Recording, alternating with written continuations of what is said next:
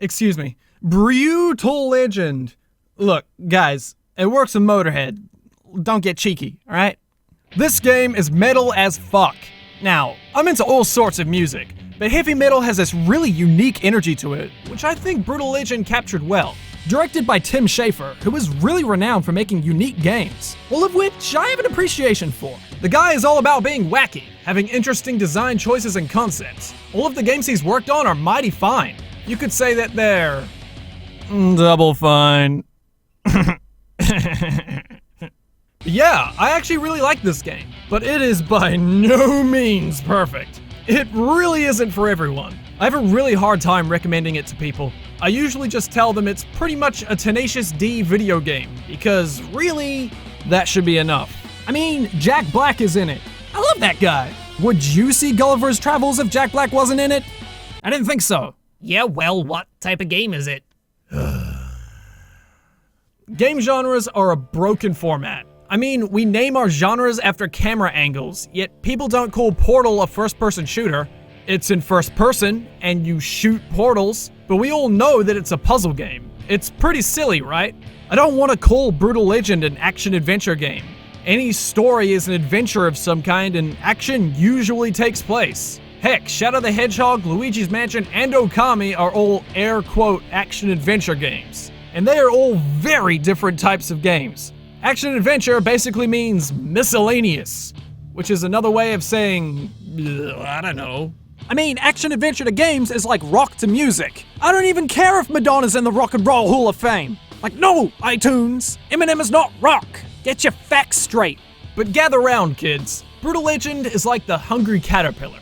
It ate one genre, but it was still hungry. Then it ate another genre, and it was still hungry. Brütal Legend is an open-world collectathon driving beat-em-up rhythm third-person role-playing shooter real-time strategy action game. Wait. It says something. No. That's not true. It's impossible! Okay, yeah, heavy metal comedy isn't the greatest name for a game genre, but it's the reason why I play the game. You get me? Take, for instance, Mass Effect. It's a third-person shooter, but you spend most of your playthrough engaging with the role-playing elements. There's a huge emphasis on story, character, and universe. Whenever I talk to people about Mass Effect, they tell me about how much they remember and love those experiences, as opposed to the third-person action sequences. So would it be fair to call Mass Effect an RPG or a third-person shooter? That's a trick question, it's both. Genre is fluid. Games deserve more than to be put into mismatched categories based on what their mechanics are. It's not grounded in the real fundamentals of what defines a genre. Instead, we should base it on how games use their mechanics. It's the same with film. A genre's motifs and themes are constructed through the techniques of the medium. You don't call a horror film dark lighting, lingering edit, or an action film continuity editing to make explosions look like that they last longer. Take a look at Alien, a movie that combines science fiction and horror. Both genres explore a sense of the unknown. Science fiction's fascination with exploring something new, and horror's paranoia and anxiety of what lurks out there. The dark isolation of space is a fitting location to be trapped with a creature like the alien, a borderline invincible killing machine. And the little techniques like close depth of field shots and low lighting never show the alien in a full shot. It is a mysterious creature unlike anything we have ever encountered. The way it is framed in the shot keeps it just outside of comprehension, but you know that it's deadly. Metroid Fusion gave off the same vibe when the game had the player run through empty corridors. You just hear Samus's footsteps echoing throughout the halls. There's a sense of loneliness to it. So when the levels force you into the morph bowl, you get a really uneasy feeling when you hear footsteps from something else. Those footsteps aren't coming from me. I don't even currently have feet. You see, the game uses its mechanics and level design to help drive home the similar themes as Alien. And this is what I like to call motifs and mechanics.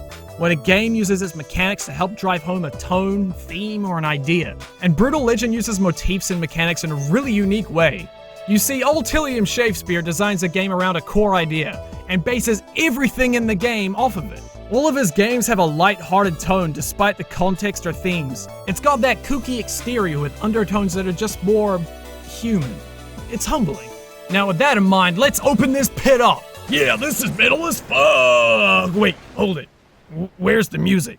Well, Brütal Legend has a soundtrack with over 100 licensed songs on it, from Black Sabbath to Cradle of Filth to 3 Inches of Blood, and I do not want to get sued. So yeah, when I was recording for this episode, I played through the entire game with no music, and it is so...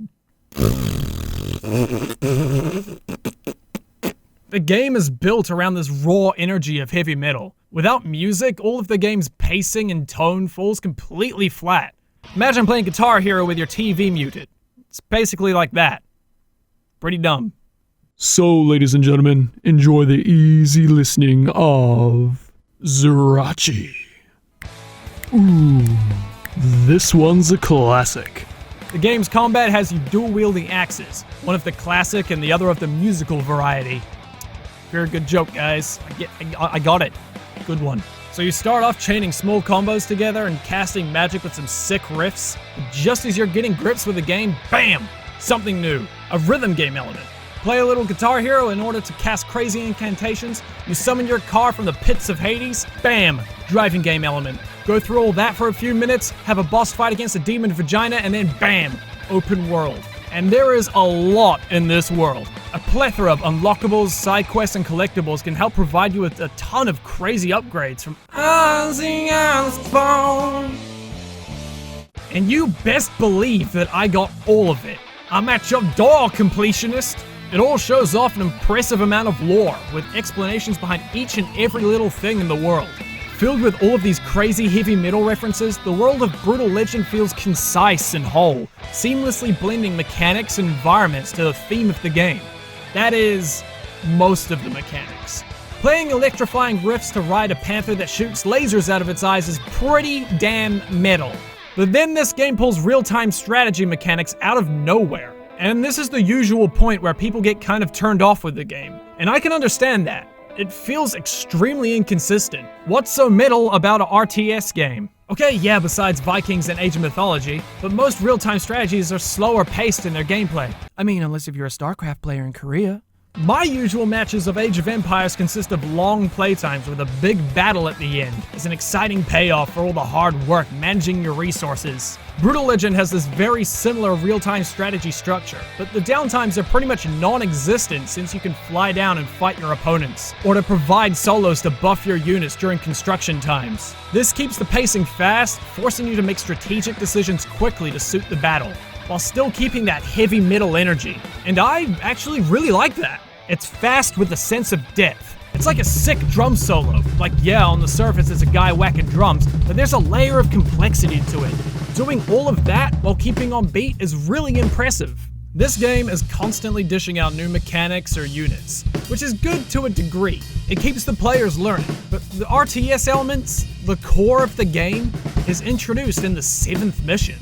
And you only have a full roster of units available for the last 2 missions, and then it just ends. Apparently the game had a lot of production issues, so I can be lenient about its flaws. I can see what they wanted to do, which is cool, but I would much rather have the money spent on fully fleshing out the campaign, because as awesome as it is for heavy metal fans, a star-filled cast of voice acting and licensed music won't hold up a game. Speaking of production, Brütal Legend came out during a peak time when games had a lot of shoehorned in multiplayer because of publisher demands. Because you know what BioShock needs? A capture the flag team deathmatch. And Brütal Legend was no different. At least, that's how it seems. Now, if Double Fine is known for making good games that no one has played, Brütal Legend's multiplayer takes the damn cake crown. It's deliciously regal. Almost no one played this multiplayer. Servers are now more deserted than me covered in chocolate sauce. But I played online with a friend of mine almost every night for a long while, and it's the main reason why I think Brütal Legend's campaign could have been so much more. The motifs and mechanics of Brütal Legend's multiplayer captures the essence of music so purely. It's invigorating. The game mode is simple. Stage Battle of the Bands, acquire more fans to upgrade and build your army, and crush the other team. Each of the 3 factions to choose from are based from a specific subgenre of metal, and the intricacies in their design show a lot of care and depth to stay true to the source material. First off is Ironhead, or Ironheed, I guess the E is silent, based on 70s and 80s power and glam metal, your denim and leather jackets, the head-banging rawness.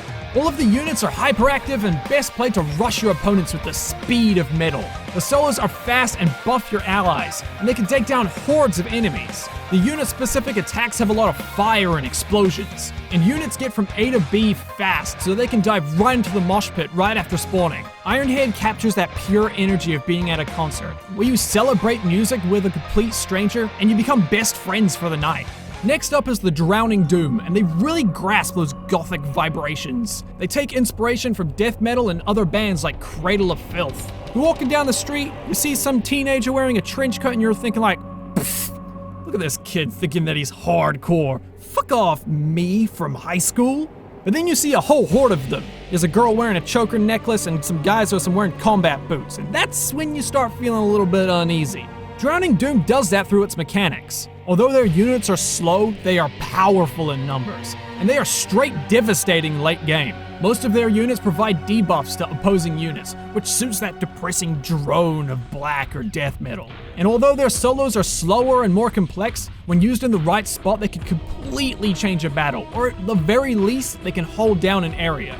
Drowning Doom is that somber dirge on the battlefield which drags opponents down to their level. And finally there's the Tainted Coil, based on nu metal, thrash, and industrial, matching that twisted anger of bands like Slipknot or Marilyn Manson. Tainted Coil play like a sick disease, spreading across the battlefield like a cancer.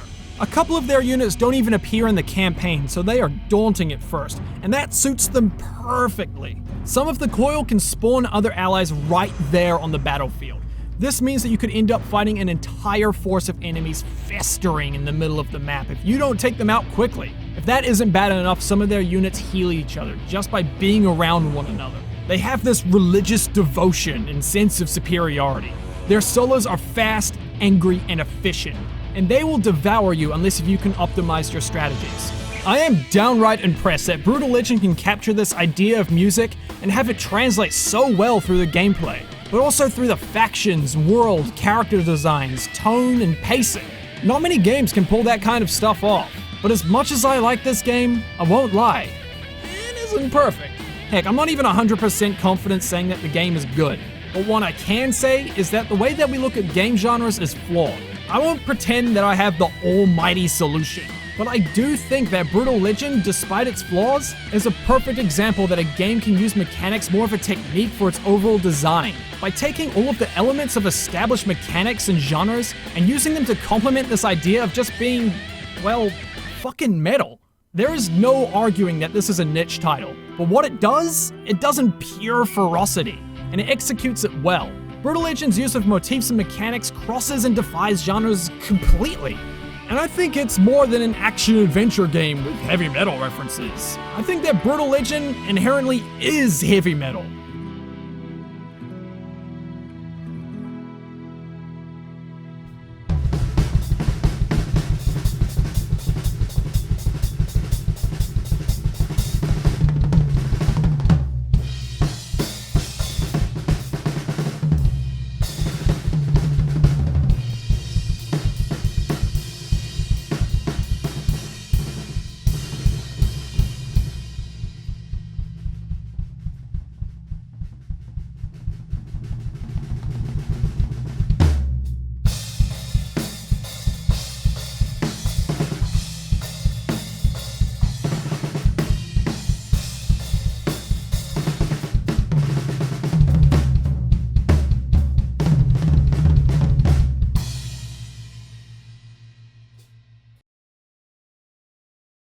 Fuck you, Nick.